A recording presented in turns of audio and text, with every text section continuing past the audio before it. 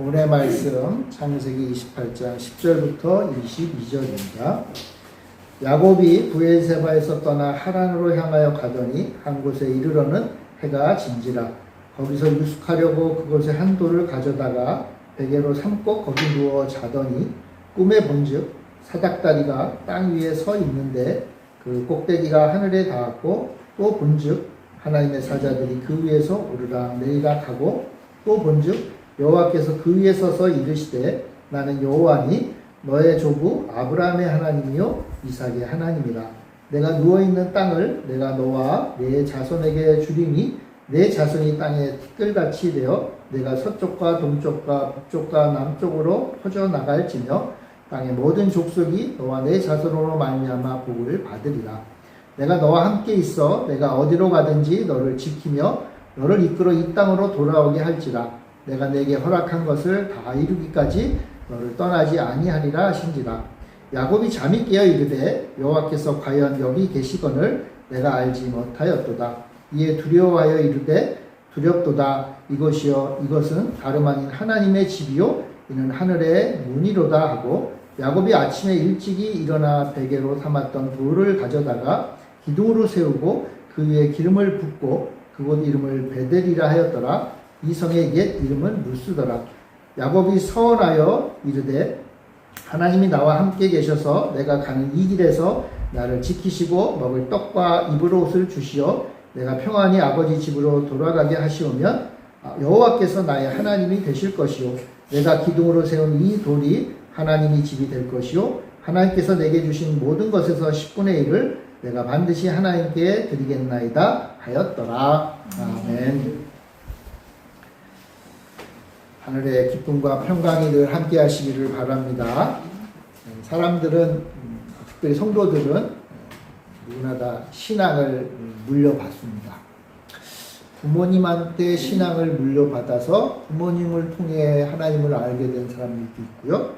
또 어떤 사람은 교회의 성도들, 친한 성도들을 통해서 하나님에 대해 알게 되고 신앙을 물려받게 됩니다. 누구나 다 그래요. 어느 날 갑자기 아무도 도와주지 않았는데 혼자 하나님 믿는 사람은 정말 드물죠. 누구나 다 신앙을 물려받습니다. 그래서 처음에는 하나님이 나의 하나님이 아니라 누구의 하나님으로 시작을 합니다. 목사님의 하나님, 어머니의 하나님, 아버지의 하나님, 우리 장로님의 하나님, 그렇게 시작을 해요. 그러다가 나의 하나님이 되는 것이죠. 아브라함에게도 살아계신 하나님이 있었어요. 바꿔 말하면 아브라함은 살아계신 하나님을 만났다는 거예요. 이삭에게도, 아브라함의 아들이 이삭이잖아요. 이삭에게도 하나님은 찾아가셨고 하나님의 함께 하심을 체험하게 해요. 그래서 이삭의 하나님이 있는 거예요. 이삭의 하나님. 아브라함의 하나님도 하나님이 만나주셨고 이삭의 하나님도 만나주셨어요. 자, 그런데 오늘 본문을 보면 13절에 보면 하나님이 아브라함에게, 야곱에게 나타나셔서 하시는 말씀이 뭐냐 하면 나는 아브라함의 하나님이요 이삭의 하나님이다 라고 말씀해요. 그러니까 여러분 야곱의 입장에서는 하나님에 대해서 수없이 많이 들었겠죠. 그죠? 수없이 많이 들었어요. 근데 그건 다 아버지의 하나님, 할아버지의 하나님. 그러니까 아직 인격적으로 하나님을 만나지 못한 거예요. 그러니까 아직 야곱의 하나님은 아니었던 거예요. 그런데 인생의 가장 어두운 밤, 모든 것이 끊어져 버린 그 자리에 하나님께서 야곱을 찾아오세요. 그래서 마침내 야곱의 하나님이 되어주세요. 오늘 본문은 야곱이 도망가는 장면이죠. 자, 여러분 한번 생각해 보세요. 야곱이 지금 도망가요. 근데 도망가면서 야곱은요, 놀랍게도 하나님을 찾지 않아요. 상식적으로 생각하면, 믿음의 상식으로 생각하면 힘들고 어렵고 집에서 쫓겨나는 상황에 처했으면 믿음의 사람이라면 누구나 아버지 또 뭐 할아버지로부터 믿음에 대해서 들었으면 하나님을 찾을만 하잖아요. 그런데 야곱은 하나님을 찾지 않아요. 마치 하나님이 없던 사람처럼 행동을 해요. 도망가기 바빠요. 자, 그런데 바로 그 야곱에게 하나님이 찾아오셨어요. 그러니까 하나님의 그 은혜, 하나님이 우리를 사랑하셔서 우리를 찾아오시는 그 은혜에 대한 이야기를 오늘 우리가 한번 살펴보는 시간이 되었으면 좋겠어요. 야곱은요, 형 에서를 속였어요. 쌍둥이였잖아요. 그죠? 근데 원래 형이 에서니까 그 형인 에서가 장자의 복을 받아야겠죠. 그런데 잘 알다시피 어머니와 작당 모의를 해서 야곱은 형이 가진 장자권을 빼앗아요. 왜냐하면 그 장자권이 너무 좋거든. 너무 좋아요. 다른 형제보다 2배를 받는 거니까 얼마나 복돼요. 그래서 단순히 재물을 많이 물려받는 것뿐만 아니라 그 집안을 이제 이어가는 장자가 되는 거잖아요. 그러니까 뭐 어떻게 보면 빼앗고도 싶을 것 같아요. 야곱은 야망이 많은 사람이니까 빼앗아서라도 내가 쟁취해야지. 그러나 그가 이 장자권을 빼앗은 그 움켜진 결과는 평안이 아니라 죽음의 두려움입니다. 죽을지도 못한 두려움. 여러분 여기 창세기 27장 앞장 41절에 보면요. 형인 에서가 야곱을 죽이기로 결심했다. 그래서 결심했다. 그 형도 얼마나 화가 났겠어요. 그죠? 그래가지고 죽이기로 작정을 해요. 다만 아버지 이삭은 살아있을 때는 그냥 안 하는 것 같아요. 아버지가 돌아가시면 내가 어떻게든지 해야겠다. 그런 생각을 하는 것 같아요. 결국 야곱은 고향인 브엘세바를 떠나서 외삼촌이 있는 하란으로 야반 도주를 감행합니다. 훗날 야곱이 이 순간, 이제 도망가려고 밤에 도망가던 그 순간을 회상하면서 창세기 32장 10절에 보면 이런 말을 해요. 내가 내 지팡이만 가지고 이 요단을 건넜다. 그러니까 뭐 챙길 시간도 없었던 거예요. 그죠? 살고 싶어서 형한테 걸리면 큰일 나니까 지팡이 하나 들고 도망을 갔던 거예요. 여러분 야곱이 이제 남쪽 브엘세바에서 저 북쪽 하란까지 도망을 가야 되니까 여러 가지 길이 있었겠죠. 근데 여러분 우리가 공부했지만 이 야곱이 선택한 길은요 아주 국제 무역로로 사람이 잘 다니는 그 해안길도 아니었고요. 또는 물이 풍부한 요단의 그 지구대 길도 아니었어요. 어디로 가요? 중앙 산지의 길을 가요. 중앙 산지에. 가다가 어디에 도착을 했는가 하면 이제 그 루스라고 나중엔 베델이 됐죠. 이 베델은 어느 곳인가 하면 여러분 그 중앙 산지가 보통 한 해발 한 1000m 가까이 되는 산악지대인데 막 뭐 높은 산이고 숲으로 가득 차고 야생 동물로 가득 찬 그 길을 가는 거예요. 도망을. 왜 그랬을까요? 왜? 아니 좀 편한 길로 빨리 도망가면 되잖아요. 아마도 에서 형이 추격할지도 모른다고 하는 두려움이 있었던 것 같아요. 에서는 직업이 사냥꾼이거든요. 그러니까 추격하고 쫓아다니고 뜀박질하는 데는 따라갈 수 없는 사람인 거예요. 그러니까 형이 쫓아올지도 모른다는 두려움이 있었어요. 그래서 어떻게 해요? 중앙 산지로 산으로 들어간 거예요. 도망가서. 뭐 도망은 갔어요. 자, 그런데 해가 졌어요. 해가 진지라. 야곱은 한 곳에 돌을 베개 삼아 누웠다 그랬어요. 여러분 한 1000m 되는 산에 한밤중이 되면 어떻습니까? 기온이 뚝 떨어지잖아요. 그죠? 뭐 이때가 언제인지 모르지만 그래도 평상시에는 비하면 많이 추웠을 거예요. 뭐 바닥에 뭐 깔 게 있겠어요? 땅바닥에 돌베개를 베고 누웠다 그랬어요. 맹수들도 있었을 거고요. 산이니까 강도가 있을 수도 있잖아요. 산적들이 있을 수도 있어요. 어떻게 보면 아무런 보호를 받지 못한 그런 위험한 상황에 처한 거죠.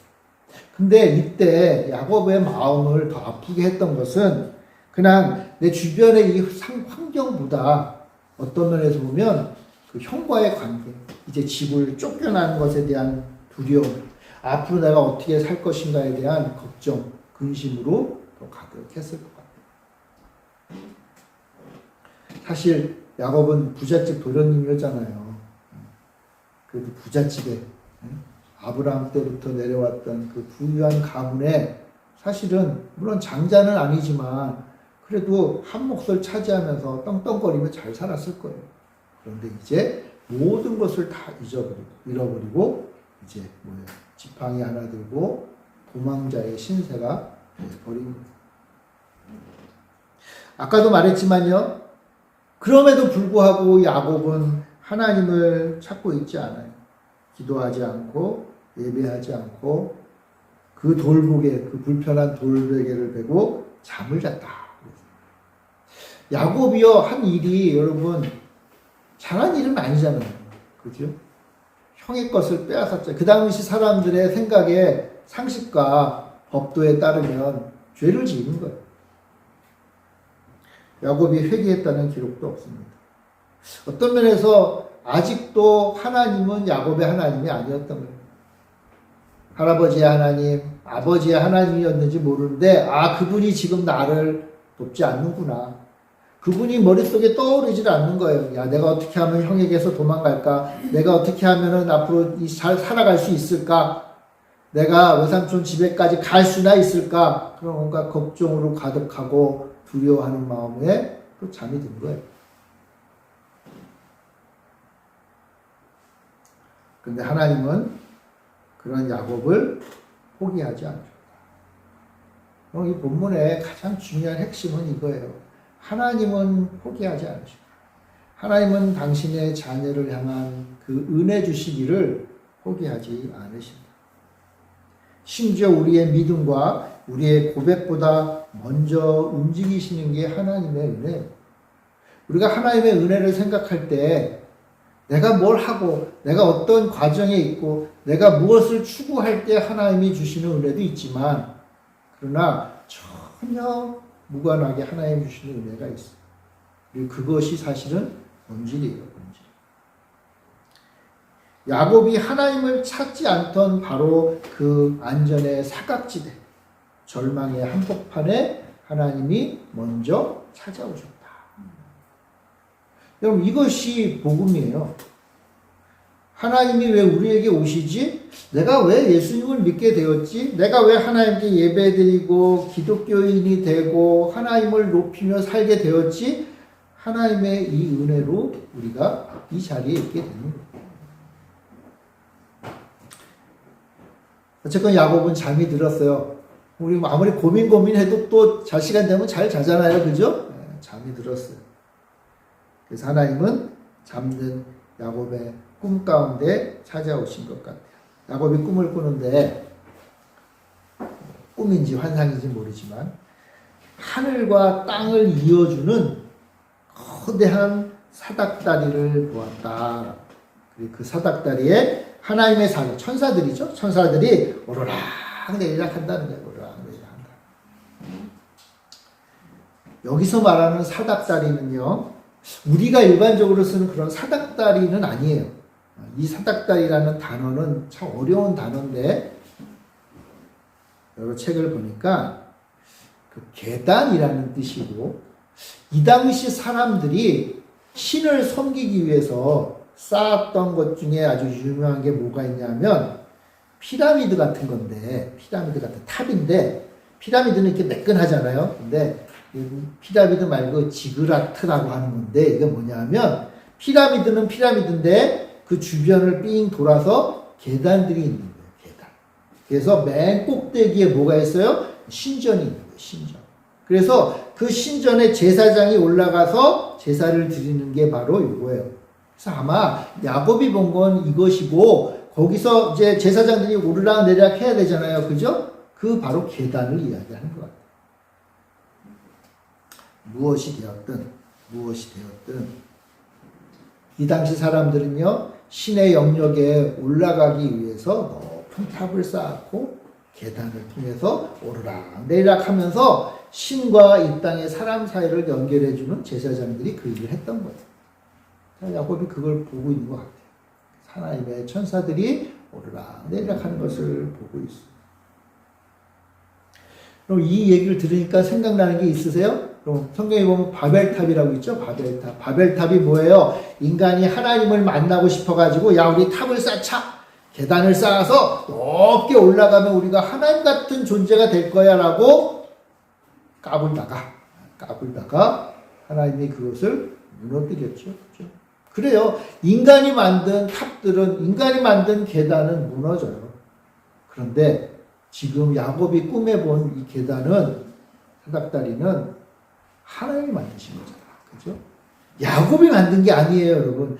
야곱이 이 어려움을 이겨내기 위해서 저 하늘에 가서 신의 도움을 받아서 내가 이 어려움을 이겨야지 해가지고 야곱이 열심히 계단을, 사닥다리를 놓은 게 아니에요. 이걸 누가 놨어요? 하나님이 놓으셨어요. 하나님. 베델의 사닥다리는 그래서 다른 거예요. 인간이 쌓아 올린 게 아니라 철저히 무능한 야곱을 만나고 싶으셔서 하나님이 내려주신 탑입니다. 하나님이 내려주신 사닥다리. 좀 이게 중요해요, 여러분, 이게. 우리 인간이 하나님을 만나고 싶어 하지만, 또는 야곱처럼 만날 생각도 없지만, 하나님이 만나기 위해서 무엇을 만드신 거예요? 사닥다리를 만들어 주셨다. 사닥다리. 야곱이 그걸 본 거예요. 그러니까 이제 야곱에게 뭐예요? 길이 열린 거예요. 하나님이 찾아오시는, 천사를 통해서 하나님의 뜻을 알고 내 뜻을 하나님께 아뢰 수 있는 길이 열린 거예요. 아니, 이 어려운 가운데 기도 한마디 하지 않던 야곱에게 하나님이 소위 말하는 기도의 문을 열어주신 거예요. 야곱아, 나에게 이야기를 해라. 내가 듣겠다. 라고 하는 그 길을 만들어주신 거예요. 야곱이 잘해서? 아니에요. 야곱이 힘들어가지고 막 울면서 통곡을 해서? 아니에요. 하나님의 은혜예요. 하나님의 은혜. 하나님이 친히 사닥다리를 만들어 주셨고, 죄인이었던 야곱의 자리에 내려오셨어요. 하나님이 사닥다리에서 말씀을 하신다 그래요. 그러니까 하나님이 사닥다리 위에서 말씀하시면 천사들이 그걸 받아가지고 이제 내려와서 야곱에게 주는 거겠죠. 자, 그런데 하나님이 뭐라고 말씀하세요? 13절, 우리 13절 같이 한번 읽어봅시다. 13절 시작. 또 본즉 여호와께서 그 위에 서서 이르시되 나는 여호와니 너의 조부 아브라함의 하나님이요 이삭의 하나님이라. 내가 누워있는 땅을 내가 너와 내 자손에게 주리니. 14절. 내 자손이 땅에 뜰같이 되어 내가 서쪽과 동쪽과 북쪽과 남쪽으로 퍼져 나갈지며 땅의 모든 족속이 너와 내 자손으로 말미암아 복을 받으리라. 아브라함의 하나님, 이삭의 하나님이다. 너의 할아버지의 하나님이고 아버지의 하나님이다. 내가 누구냐? 낯선 하나님이 아니라 너가 그동안 들었던 너의 조상의 하나님이 이제 너에게 왔다. 그러면서요, 야곱을 축복하시잖아요. 그죠? 축복하시는데 그 내용을 좀 보니까 어디서 많이 들은 축복이에요. 누구한테 하신 거죠? 아브라함한테 하신 축복이잖아요. 아브라함. 그러니까 야곱이요, 어려서부터 아주 귀가 닳도록 들었던 말씀인 거예요. 그죠? 아버지가, 어머니가 맨날 하나님, 야, 내가 예전에 하나님한테 은혜를 받고 하나님 말씀하셔서 이런 은혜를 주셨어. 귀가 닳도록 들었어요. 근데 사실은 나는 아니거든. 내가 받은 건 아니잖아요. 내가 경험한 건 아니잖아요. 근데 그것도 중요한 거예요. 왜요? 바로 그 약속을 아버지와 할아버지에게 하셨던 하나님이 나에게 말씀하신다. 나에게 말씀하신다. 그러면서 뭐예요? 이제 땅의 약속, 자손의 약속, 만민을 향한 복의 약속을 주시는 거예요. 근데 이 야곱은요, 그래도 복된 사람이에요. 하나님이 축복을 하셨잖아요. 그죠? 근데 야곱은 이미 이전에 축복을 받았던 사람이에요. 누구에게 받았죠, 야곱이? 이삭에게, 아버지한테 받았잖아요. 누구 것, 형의 것을 뺏어서 받았잖아요. 그죠? 그때 이삭이 야곱에게 에서인 줄 알고 했던 축복의 내용이 있어요. 야곱이 그렇게 받고 싶었던 축복의 내용. 형의 것을 뺏어서라도 받고 싶었던 축복의 내용이 있어요. 그게 뭔지 아세요, 여러분? 한번 찾아볼까요? 27장. 27절 한번 보세요. 창세기 27장 27절. 제가 읽어보겠습니다. 그가 가까이 가서 그에게 입맞추니 아버지가 그의 옷에 향취를 맡고 그에게 축복하여 이르되 내 아들의 향취는 여호와께서 복주신 밭의 향취로다. 하나님은 하늘의 이슬과 땅의 기름짐이며 풍성한 곡식과 포도주를 내게 주시기를 원하노라. 만민이 너를 섬기고 열국이 내게 굴복하리니 내가 형제들의 주가 되고 내 어머니의 아들들이 내게 굴복하며 너를 저주하는 자는 저주를 받고 너를 축복하는 자는 복을 받기를 원하노라. 비슷한데 약간 달라요. 약간. 이삭이 에서에게 하려고 했던 복을 야곱에게 했잖아요. 근데 그 복의 내용을 보면요. 28절에 나오듯이 이 땅의 풍요로움을 축복해요. 어떻게 보면 이 땅의 풍요로움 축복받는 거 나쁘지 않죠. 그죠? 좋아요. 그리고요, 29절에도 보면요, 너가 열국의 왕이 되고 주가 되고 너를 저주하는 자는 저주하고 너를 축복하는 자는 축복하겠다. 나쁘지 않죠? 그죠? 좋아요. 그런데 뭔가 무서워요. 이건 뭐예요? 세상의 통치자, 지배자가 되고.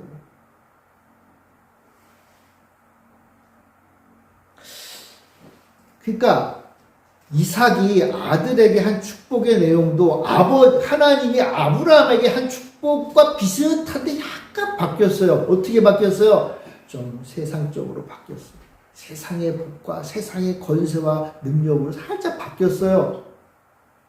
근데 그 복을 에서도 받고 싶었고 야곱도 받고 싶었어요. 하나님이 주시는 영적인 복도 중요하지만 그냥 이 땅의 복도 좀 많이 받았으면 좋겠어요. 그런 뜻이.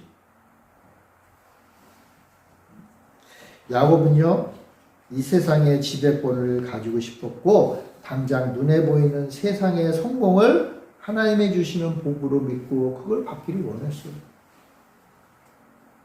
근데 베델에서 하나님이 야곱에게 들려주신 복은요, 차원이 달라요. 그러니까 이 땅의 성공이나 무엇을 소유하는 것보다 더 중요한 게 있어요. 그게 뭐냐 하면, 자, 14절 뒷부분에 나오죠. 너와 내 자손으로 말미암아 땅의 모든 족속이 복을 받으리라. 여러분, 다르잖아요. 이제 너가 세상의 지배자가 되고 주인이 될 거야. 비슷한데 달라요. 너는 세상의 복의 통로가 될 거야. 복의 통로가 되려면 그래도 다스리고 이끌어야 지도자가 돼야 되잖아요. 그죠? 근데 야곱이 원했던 복은요, 이삭이 빌었던 복은요, 하나님의 복의 통로가 아니라 그 복의 통로는 내가 다 받고 여기서 딱 막아두고 내가 세상을 지배하겠다는 거예요. 근데 하나님이 주신 복은 뭐예요? 너를 통과해서 복을 세상에 전하겠다는 거예요. 전혀 다른 거예요. 어떻게 보면. 야곱이 원한 거냐? 하나님의 복을 내가 다 받겠다는 거예요. 내가 다 받아서 내 창고에 가득 쌓아두겠다. 그래서 사람들이 두려워서 나의 말을 잘 들고 내가 그들을 다스리겠다. 이게 야곱이 원했던 복이라면 하나님이 주시는 복은 뭐예요? 아니, 하나님이 주시는 복을 너를 통해서 너를 통과해서 우리도 복을 받죠. 그죠? 그러나 우리를 통과한 복을 통해서 세상 모두가 다 복을 받게 합니다. 여러분들 어떤 복을 더 원하세요? 여러분들의 창고에 가득 쌓이는 복을 원하세요? 아니면 여러분들을 통과해서 하나의 복이 세상에 쫙 펼쳐지기를 원하세요? 이삭도 아버지의 이 아브라함의 복을 왜 몰랐겠어요? 근데요, 나이가 들어서 그런지 모르지만 늙음하게 영적으로 좀 혼탁해진 거예요. 하나님의 복을 왜곡했어요. 우리는 나이가 들어도 영적으로 혼탁해지지 맙시다. 영적으로 더 환해져야 돼요. 근데 이삭은 그렇게 혼탁해졌어요. 에서도 그렇고 야곱도 그렇고 리브가도 그렇고 다 혼탁해졌던 거예요. 그래서 세상의 복을 원해요. 내 창고의 복을 쌓기를 원해요.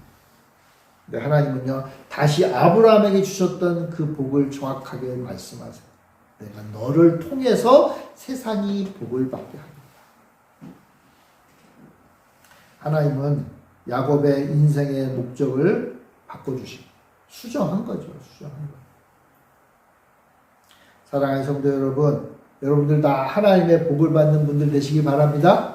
여러분 이 땅의 복도 다 받읍시다. 예, 물질의 복도 받고 건강의 복도 받고 사람들과의 관계의 복도 다 받읍시다. 근데 받고 나서 어떻게 하라는 거예요? 통과해야 돼요. 통과해서 나를 통해서 하나의 복이 세상에 펼쳐져요. 그게 하나님의 복의 핵심이에요. 그리고 하나님께서는요, 그것을 위해서, 그 일을 이루기 위해서 또다시 아주 중요한 약속을 15절에 하세요. 우리 15절도 같이 한번 읽어봅시다. 15절 시작. 내가 너와 함께 있어 내가 어디로 가든지 너를 지키며 너를 이끌어 이 땅으로 돌아오게 할지라. 내가 내게 허락한 것을 다 이루기까지 너를 떠나지 아니하리라 하신지라. 함께 하겠다. 함께 해서 다시 돌아오게 하겠다. 내가 너와 함께 해서 임마누엘 해서 너를 통해서 이루고자 하는 그 일을, 복을 세상 가운데 펼치고자 하는 그 일을 내가 완성하겠다. 완성할 때까지 떠나지 않을게. 이 말은 뭐예요? 완성한다면서 떠난다는 의미가 아니죠. 끝까지 너희와 함께 하겠다. 하나님은요, 야곱에게 물질이나 성공을 먼저 주지 않으셨어요. 내가 함께 하겠다. 하나님을 주셨어요. 자신을 주십니다. 내가 너와 함께 하겠다. 내가 너를 지키겠다. 내가 너를 결코 떠나지 않겠다. 여러분 참된 복이 뭔지 아세요? 참된 복은요, 무엇을 소유하거나 어떤 환경을 얻는 게 복이 아니에요. 참된 복은 하나님의 임재, 하나님과 함께하는, 내가 어느 곳에 있든지 어떤 상황이든지 하나님이 함께 하시는 게 가장 큰 복인 줄 믿으시기 바랍니다. 야곱이 잠에서 깼어요. 얼마나 깜짝 놀랐겠습니까? 그러니까 지금까지는 할아버지의 하나님, 아버지의 하나님을 알던 야곱이 이제 자신의 하나님을 만난 거예요. 자신의 하나님. 그 뭐예요? 이제 앞으로 다른 사람들한테 가서 내가 만난 하나님은 이런 분이야 라고 말할 건덕지가 생긴 거예요. 쉽게 말하면. 나는 이런 하나님을 만났어. 내가 만난 하나님은 이런 분이야. 알고 봤더니 우리 할아버지의 하나님이었고 우리 아버지의 하나님이었고 이제 나의 하나님이 되었어. 그러면서 고백하죠. 여호와께서 과연 여기 계시거늘 내가 알지 못했다. 깜짝 놀란 거죠. 하나님이 여기 계셨구나. 그래서 그곳을 루스가 아닌 베델이 하나님의 집이라는 뜻이에요. 하나님이 계신 곳. 그렇게 이름을 바꾸죠. 그러니까 광야는 그대로고요. 돌베개도 그대로인데 하나님의 인자하심을 깨닫고 그 장소와 그 의미가 바뀌어버린 거예요. 그러니까 하나님을 만나면 모든 것이 바뀌는 거예요. 하나님을 만나면 내가 있는 시간, 내가 있는 장소, 내 인생의 의미가 바뀌는 거예요. 비록 야곱은 도망자이지만 여러분 하나님 만났다고 해서 야곱이 도망자에게 바뀐 게 아니잖아요. 하나님 만나도 어차피 또 도망가긴 가요. 그러나 그의 인생은 바뀐 거예요. 그의 인생은 반드시 하나님이 회복시켜 주신다는 확신을 가지며 살게 되는 약속을 주신 거예요. 약속을. 그래서 야곱은 어떻게 합니까? 자신이 베고 자던 돌멩이를 이제 눕혀서 bes을 거 아니에요. 그죠? 그걸 세워요. 세우고는 기둥이죠. 기둥. 그 기둥 위에 기름을 붓고 그곳을 거룩하게 구별해요. 그리고는 흥미로운 행동을 하나 하죠. 하나님이 나를 무사히 돌아오게 하시면 나에게 주신 것 가운데 10분의 1, 11조죠. 11조를 드리겠습니다. 라고 서원을 해요. 이 일을 할 필요가 있었을까요? 굳이 서원을 할 필요가 있나요? 아니 뭐 돌베개야 세워가지고 기름 붓고 이렇게 거룩하게 하는 건 괜찮은데 하나님이 나를 약속하신 대로 돌아오게 하시면 내가 11조를 드릴게요. 서원할 필요가 있나요? 굳이 필요는 없어 보여요. 왜냐하면 여러분 야곱이요 서원한 내용을 잘 보면 야곱이 제안한 게 아니에요. 뭐예요? 이미 하나님이 약속하신 거잖아요. 그죠? 이미 하나님이 너 돌아오게 할게라고 약속했어요. 돌아오게 하겠다고 약속했으면 그냥 감사합니다 하나님 하고 받기만 하면 되잖아요. 믿음으로 받으면 되지. 굳이 뭐하러 서원을 해요? 굳이 뭐하러 11조를 드려요? 그럴 필요 없잖아요. 그래서 어떤 분들은 이 내용을 가지고 이 서원을 가지고 야곱이 아직 믿음이 미숙해서 하나님을 상대로 조건을 걸고 그냥 거래를 한다라고 비판하는 분들도 있어요. 뭐 틀린 말은 아닌 것 같아요. 그럼 11조 가지고 헌금 가지고 하나님과 거래하지 맙시다. 네, 하나님은 그런 거래를 하는 분은 아니니까. 한번 잘 보세요. 이미 야곱은요 하나님 앞에 자신의 모든 걸 드렸어요. 언제? 언제 드렸죠? 야곱이 돌을 세운 다음에 뭐 했다 그랬어요? 기름을 부었다. 무슨 기름? 웬 기름? 무슨 말로? 웬 기름? 야곱은 무슨 제사장도 아니니까 기름을 제사 드리려고 가지고 다니지 않았을 거 아니에요. 그러니까 이 기름은요, 야곱이 형 에서의 위협에서 살고 싶어서 도망을 갈 때 지팡이를 가져갔다 그랬잖아요. 그죠? 지팡이와 함께 챙겼던 거예요. 챙겼던. 왜 기름을 챙겼을까요? 왜? 여러분, 기름은요, 우리는 기름 하면은 식용유 생각밖에 잘 안 하잖아요. 그죠? 참기름. 이 당시에 기름은 뭔가 하면, 우리 옛날에 피난 갈 때 금덩어리, 금반지 하나씩 자식한테 준다 그러죠? 왜요? 나중에 필요하면 쓰라고. 이 당시 사람들에게 기름은 그런 거. 매우 귀한 거. 그리고 이 기름은요, 이곳이 굉장히 건조한 지역이거든요. 그러니까 피부에 발라야 되는 거예요. 해가 쨍할 때는 한 번 나가면, 요즘은 이제 선크림 바르지. 근데 이 당시는 기름을 바르고, 기름.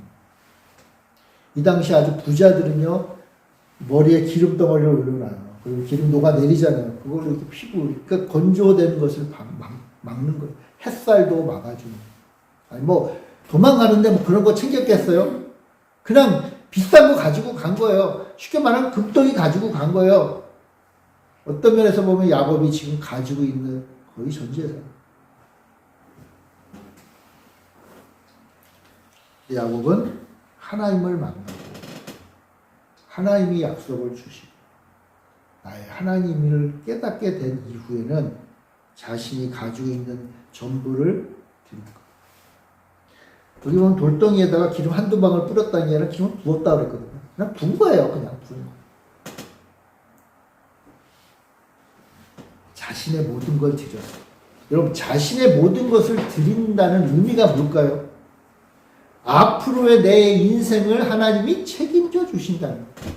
그러니까 어떤 면에서 보면 책임져 주실 것을 믿고 책임져 달라고 호소하는 거예요.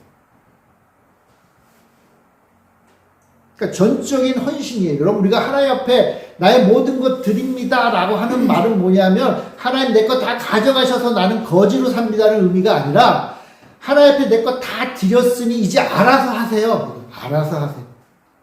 대단한 믿음이, 정말 좋은 믿음이에요, 여러분, 이게. 하나님 앞에 다 드리고, 하나님 앞에 다 맡기고, 하나님 앞에 내 모든 것을 헌신한 이후에 하나님 앞에 당당하게 요구할 수 있는 게 있어요. 하나님 이제 아시죠? 하나님 이제 나 책임져 주세요. 책임져 주세요. 요즘 젊은이들은 별로 안 좋아하는 표현인지 모르지만, 만약 부부가 결혼했잖아요. 그죠? 그럼 뭐예요? 자기의 모든 것들을 서로 다 헌신하는 거잖아요. 그럼 어떻게 되는 거예요? 헌신한 만큼 뭘 요구하는 거예요? 책임져 달라는 거죠. 책임져 달라. 그러니까 하나님은, 예수님이 신랑이고 우리가 교회가 신부잖아요. 그 말이에요. 예수님은 알아서 해주세요. 알아서 하세요. 알아서. 왜요? 나 다 드렸으니까. 다 헌신해. 내 기름 다 부었으니까 알아서 하세요. 그러니까 여러분 이 야곱의 소원은요 그냥 뚝 떨어진 게 아니라 바로 이 기름 부음부터 시작하는 거예요. 아니 하나님의 약속부터 시작하는 거예요.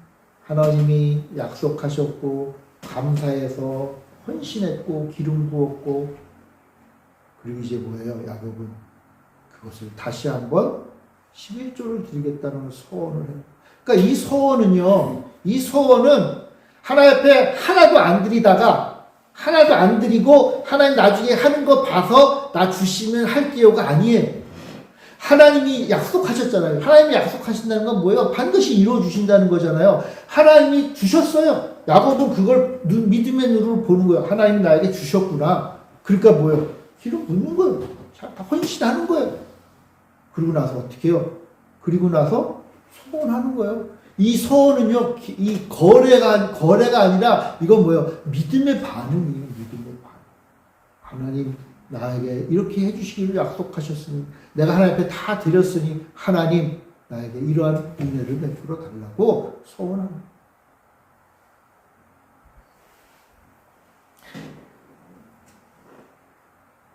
그러면서 10분의 1을 드린다 그랬죠. 여러분 10분의 1도요 또 10% 10개 중에 하나만 드린다 그런 의미가 아니에요. 여러분 11조는요 내가 가지고 있는 것 중에서 10분의 1을 드린다는 개념이 아니에요. 그거는 지극히 비성경적인 개념이에요. 11조는 뭐냐 하면 나의 모든 것을 드린다는 의미예요. 바울이요 로마서에서 이 구약의 제사 특별히 11조에 대해서 이야기하면서 이런 말을 해요. 제사하는 처음 익은 곡식가루가 거룩한즉 떡덩이도 그러하다. 이 말 무슨 말인가 하면 떡을 이렇게 만들기 위해서 곡식가루를 가져오잖아요. 그죠? 그러면 그 중에 한 10분의 1 정도 한 움큼을 하나님 앞에 드려요. 그럼 하나님 앞에 한 움큼만 드린 거예요? 아니라는 거예요. 나머지도 다 드렸다는 거예요. 나머지도 다. 그러니까 대표예요, 대표. 나머지는 뭐예요? 하나님이 사랑하는 백성들, 제사장과 백성들이 그걸로 먹고 살게 하시는 거예요. 그러나 하나님 보실 때는 다 드렸다고 하나님은 받아주시는 거예요. 그렇게 생각하라는 거예요.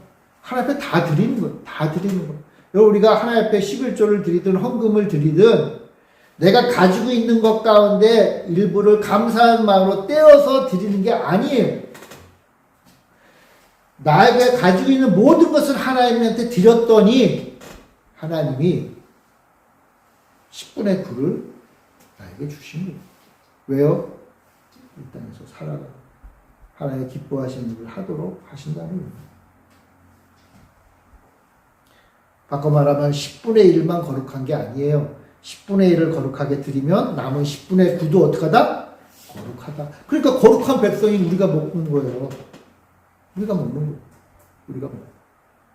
10분의 9가 거룩하지 않으면 제사장들이 먹으면 안 되잖아요. 그죠? 근데 제사장 먹게 하셨거든요. 왜요? 그것도 거룩하니까. 거룩하니까. 하나님의 백성들이 이 땅에서 하나님 주시며 누리며 사는 모든 것들이 다 거룩해요. 그러니까 다 하나님의 것이고. 그리고 거룩한 백성이 하나님이 주시는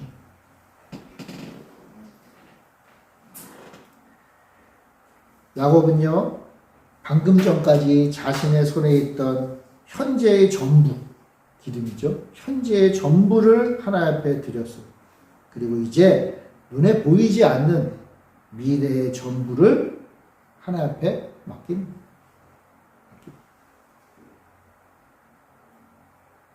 그러니까 야곱은 어떤 사람인가 하면 자신의 미래를 개척하는 사람이 내 미래가 이랬으면 좋겠어 하고 생각하고 그렇게 하기 위해서 수고하고 애쓰고 심지어는 형을 배반할 정도로 아버지를 속일 정도로 그 열정과 열망을 가졌던 사람입니다. 한마디로 말해서 내가 내 인생을 세워가겠다고 했던 사람입니다. 그러나 그에게 평안은 언제 왔는가 하면 하나님을 만나 하나님 앞에 나의 모든 것을 맡긴 이후에 평안이 온 거예요. 물론 고생은 좀 하겠죠. 그쵸? 좀 잘못한 게 있잖아요. 그죠? 근데 그 고생을 통해서 하나님은 하나님의 복을 받을 만한 사람으로 야곱을 만들어 가세요. 그래서 참된 예배자로 이제 첫걸음을 띄게 되었어요. 언제? 인생이 망했을 때. 쫓겨날 때. 아무것도 남아있지 않은 그때에 야곱은 비로소 참된 하나님을 예배하는 자로 첫 걸음을 내딛게 된 거예요. 그리고 이 베델의 이야기는 예수님도 언급을 하셨어요.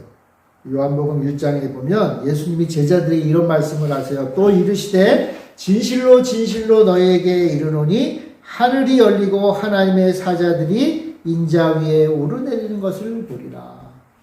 예수님은 이 사닥다리 이야기에 굉장히 좀 마음이 꽂히신 것 같아요. 그러면서 예수님이 말씀하세요. 뭐예요? 사닥다리가 누구다? 사닥다리가 나다 라고 얘기하십니다. 야곱은 꿈속에서 환상으로 사닥다리를 봐요. 하나님과 교제하는, 하나님을 만나는 도구로서의 사닥다리를 보잖아요. 그죠? 우리도 사닥다리를 봐요. 우리도 하나님과 교제하는 사닥다리로서 누구를 봐요? 십자가에 달리신 예수님을 보는 거예요. 예수님이여 우리의 이야기를 듣고 하나님 앞에 아뢰고 하나님의 뜻을 우리 가운데 전달해 주세요. 예수님이 십자가에 달려 죽으시고 하늘로 올라간 다음에는 예수님 대신 우리에게 오신 성령님이 그 역할을 하세요. 그래서 우리가, 하나님 믿는 우리가 성령님께 하나님, 예수님 이렇게 부르면 우리의 이 기도를 하나님께로 옮겨다 줘. 하나님의 뜻을 우리가 깨달을 수 있도록 말씀해 주시는. 그러니까 우리에게도 사닥다리가 있는 거예요. 사닥다리. 죄로 인해 하나님과 단절되어 있던 우리가 이제 예수님이 우리에게 오시고, 그럼 우리가 예수님 나에게 오세요라고 한 적 있나요? 예수님 저 좀 제발 좀 찾아와 주세요 한 적 있나요? 없죠. 힘들고 어려워도요, 사람 쫓아다니기 바쁘죠. 누가 하나님을 찾나요? 근데 그러하던 우리에게 찾아오셔서 사닥다리가 되어주셨어요. 그러니까 이제는 어떻게 해요? 이제는 힘들고 어려울 때 사람 찾아다니는 게 아니라 누굴 찾아요? 사닥다리를 바라보고 주님을 찾는 거예요. 그게 어떤 사람들이에요? 하나님의 백성인 우리, 야곱의 후예인 우리예요. 그리고 그렇게 하나님을 만나는 거예요. 그래서 이제는요, 아브라함의 하나님, 이삭의 하나님, 야곱의 하나님이셨지만 이제 누구의 하나님이에요? 우리의 하나님이에요. 우리의 하나님. 한번 해볼까요? 자기 이름을 불러가면서 한번 해볼까요? 우리는 누구의 하나님을 만나요? 김정현의 하나님. 여러분들의 하나님. 여러분들의 하나님을 만남으로 나의 믿음의 삶이 시작되고 내가 하나님께 은혜 받는 삶이 시작되고 이 험난한 세상 가운데 승리하며 사는 약속을 받은 삶이 되는 거예요. 나의 모든 것을 다 헌신하는 삶이 시작이 되는 거예요. 여러분, 내가 하나님 앞에, 그래, 내가 하나님 앞에 헌신해야지. 제가 오늘 오후에 헌신 예배를 드리는데 헌신 예배라고 모였어요. 근데 다 헌신할까요? 다 헌신하지 않죠. 요만큼만 헌신해요. 내 인생에 하루 24시간이 있으면 그 24시간 가운데 한두 시간만 헌신하지 뭐. 한두 시간을 헌신해도 나의 모든 것을 헌신한다는 믿음이 있어야 됩니다. 그런데 그게 아니라 한두 시간만 헌신하는 것으로 끝이에요. 겉으로 보기엔 똑같아. 일주일에 주일날 예배 드리는 건 똑같아요. 그런데 어떤 사람은 모든 걸 헌신한 사람이 있는 반면에 어떤 사람은 내 나머지 것은 내 것이요 내가 해야 된다고 짊어지고 한 사람이 있어요. 야곱이 그랬는데 야곱이 그때 바뀝니다. 다 하나님 헌신합니다. 여러분들은 어떤 삶을 살기를 원하세요? 기쁜 거는 우리의 삶이 아무리 힘들고 어려워도 내가 하나님 안 찾아도 내가 은혜를 잘 몰라도 우리 하나님은 우리를 찾아오신다. 말씀하시는 언제 말씀하시지? 내가 하나님 말씀하시는 거 못 들었는데 지금 말씀하시잖아요. 지금 하나님이 여러분들을 사랑하셔서 너가 나에게 헌신하면 내가 나를 사랑하면 내가 너를 사랑하고 너가 나를 만나지 않고 부르지 않아도 찾아오셔서 말씀하시고 마음속으로 얘기하는 거죠. 하나님, 예수님 감사합니다. 예수님 저와 함께 해주세요. 나의 어려움을 아시는 주님, 내가 이길 수 있게 해주세요. 능력 주세요. 내가 내 욕심으로 가득한 인생이 아니라 이제 하나님의 그 복을 널리 전하는 사람이 되게 해주세요. 그렇게 어떻게 해요? 기도하는. 기도가 뭐예요? 사단에서 오라내락 하는 게 기도잖아요. 그런 인생이 되는 거예요.